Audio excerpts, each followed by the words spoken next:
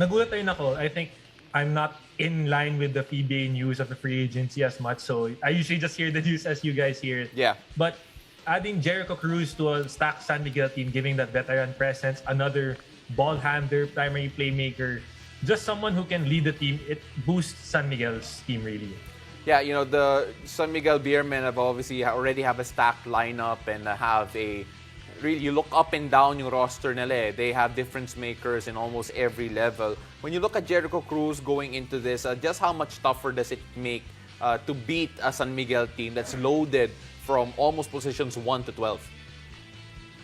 It's gonna be tough because now they just add another piece to their machine, adding another player who Coach Leo can easily give 30 minutes to. And when you look at their roster, they have guys who can play 30 minutes at any given team. And now, if they can all buy in and Coach Leo can ride the hot hand, it's gonna be difficult. It's gonna be really tough to stop them.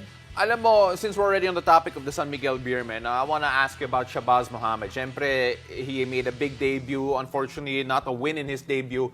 But then, I want to ask you personally, kasi you're a big man who, from time to time, has to defend imports in the PBA. And I don't think you've ever experienced this type of challenge before.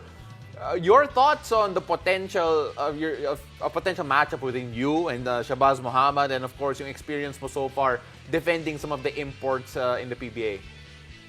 It's a different experience if you compare to the UAP. A lot of the imports in the UAP are typically big men who like to play inside. But when you go to the PBA, like Brownlee, Antonio Hester, my teammate, a lot of them can play both outside and inside. So makes it so much tougher to stop them. And with Shabazz Mohammed, I remember him entering the draft. He was a mid-first rounder, a guy with the potential even as a early first-round pick. But it's incredible, the NBA talents there. You can see that he's working back to get to the NBA. And you can see like a lot of these players that come here, really that they have that NBA skill, that talent, that experience. And it's both a learning experience and sometimes you're like, it's gonna be a tough night.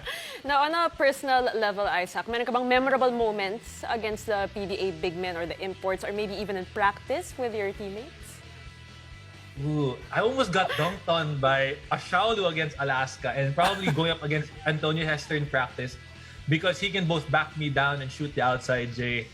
It's just tough sometimes and I just look at him when he makes a tough shot. I'm like, bro, what do I have to do to stop you?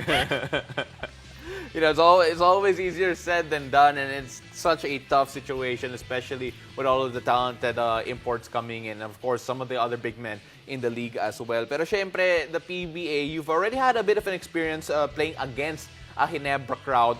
And hindi pa yan full capacity, but then very soon, or actually rather today, the PBA has now opened its doors 100% for the fans at the Big Dome and wherever the games will be. How excited are you to see more and more fans in the stands, Isaac? I'm super excited. Like that doesn't even describe the feeling. I remember the UAAP crowds back then in 2019 when I last played, and seeing that Ginebra crowd again reminded me of that UAAP crowd, that atmosphere, and that wasn't even full capacity. So I can't imagine once you get full capacity in games and seeing all the fans back. I think it's gonna be great for both the players and the fans to finally be back to normal.